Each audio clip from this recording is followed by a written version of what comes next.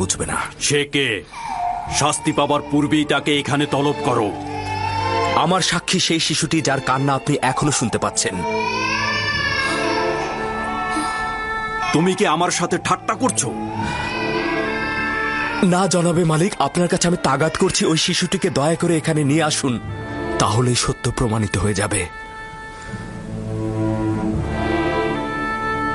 একজন নবজাতক সাক্ষী দেবে?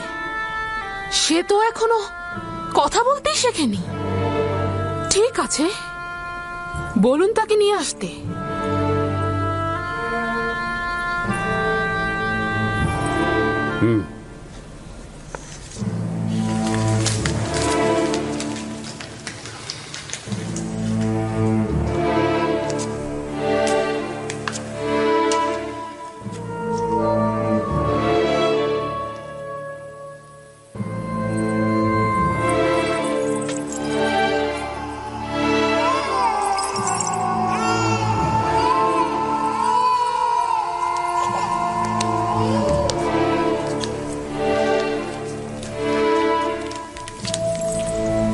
দরুদ আলী জনাব পুতিফার। সে আমার ফুফাতো বোন সিতেনে এবং তার সন্তান কিসেন। বলো তাকে সাক্ষী দিতে। কিসেনের কথা বলো। যা তোমাকে খোদাতালা শিক্ষা দিয়েছে তা তুমি এখানে বলো।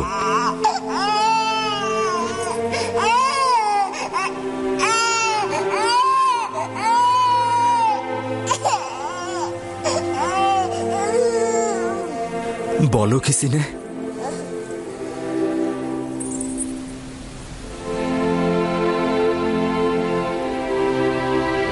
একাত্মবাদী খোদার ফরমানে তার একটি বাক্য বলবো।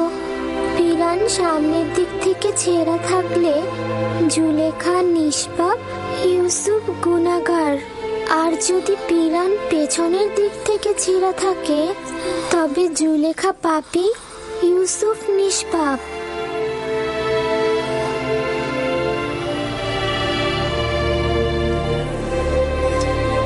তুমি কি করে কথা বললে লক্ষ্মী সোনা আমার?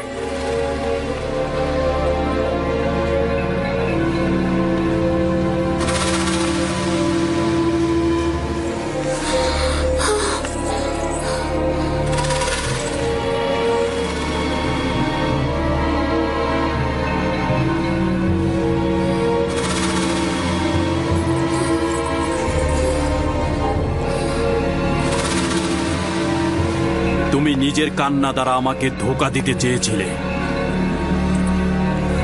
আসলে নারীদের প্রতারণার ফাঁদ খুবই বিশাল।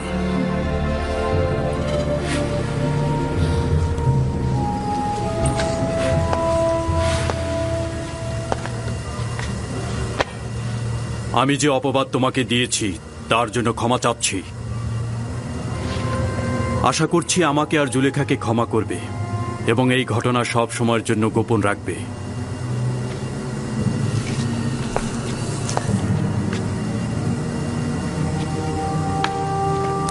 কারো অধিকার নেই এই ঘটনা সম্পর্কে কাউকে কিছু বলার। যদি এই ঘটনা কেউ প্রকাশ করে থাকো তাহলে তাকে কঠিন শাস্তি দেব। চলে যাও।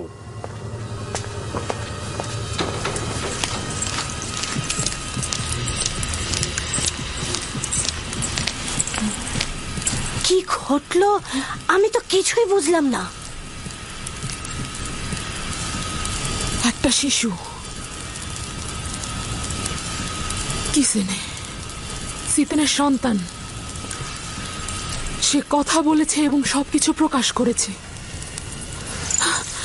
একজন নবজাতক শিশু কি করে কথা বলতে পারে? কিন্তু সে তো বলল। কিন্তু কিন্তু এটা কি করে সম্ভব? আমি জানি না। ইউজারসিফ তাকে বলতে বলল এবং সে সব সত্যি সত্যি বলে দিল। অবাক করার বিষয় হলো শিশুটি একত্ববাদী খোদার নাম করে কথা বলা শুরু করে দিল। এটা জাদু। যদি বাচ্চাটি কথা বলেও থাকে তার জাদু ব্যতীত আর কিছু না। ইউজারসিফকে যা দেখছেন সে আসলে তা নয়। সে জাদুকর। সে বাচ্চাটাকেও জাদু করে ফেলেছে। আমার বিপক্ষে কারো সাক্ষী দেওয়ার সাহসী ছিল না, শুধুমাত্র এই শিশুটি। বানু, সে জাদুকর, সে জাদুকর এবং সে সবাইকে জাদু করে ফেলেছে। আমি বন্ধ করো কারি মামা।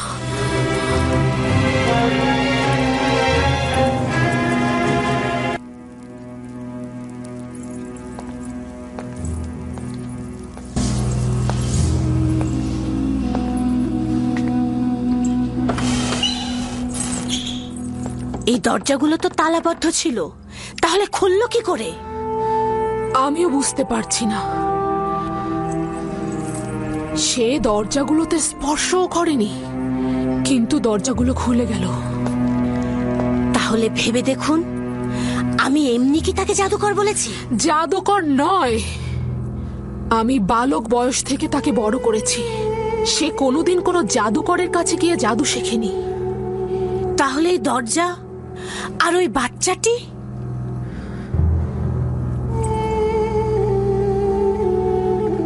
সত্যি তো, এই ইউজারসিফ কে?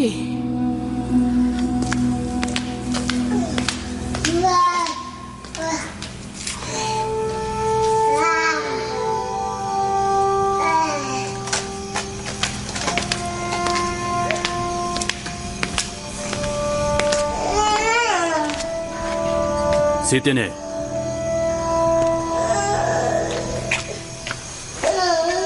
দরুদ আলী জনাব পুতিফার। তুমি কিভাবে কথা বললে? আমার তো বিশ্বাসই হচ্ছে না।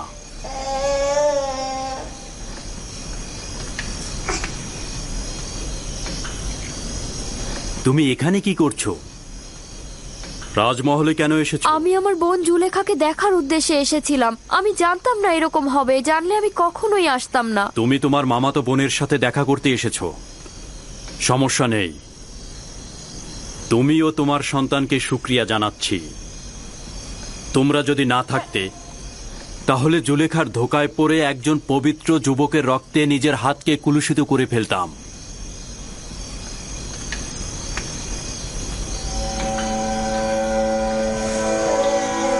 আমি তো বুঝতেই পারছি না তুমি কি করে কথা বললে। জানো না জুলেখার কি হাল হয়েছিল? 6 মাস বয়সে শিশু কথা বলেছে? আমি নিজের কানে শুনেছি।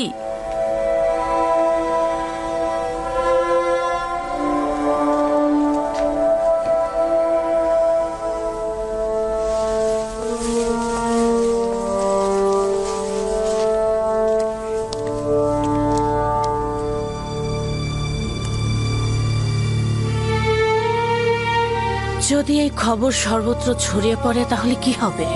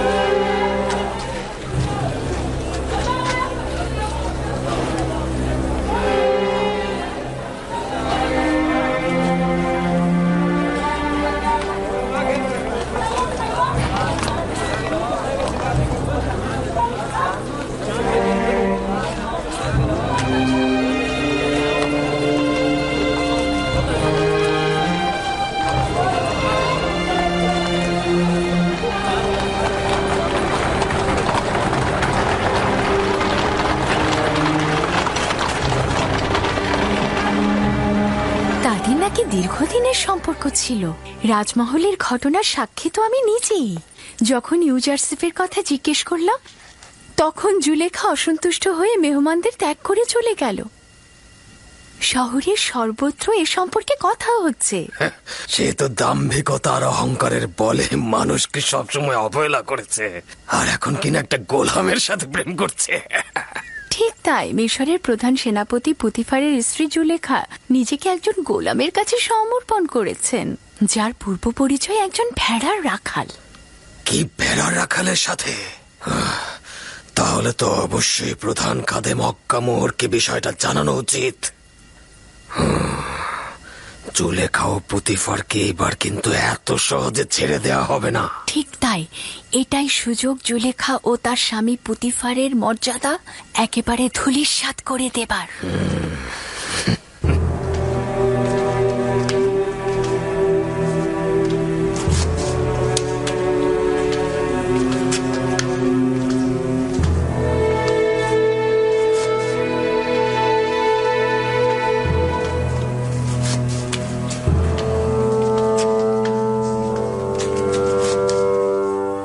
তোমাকে বলেছিলাম আমি কিছু সময় একা থাকবো, চলে যাও এখান থেকে।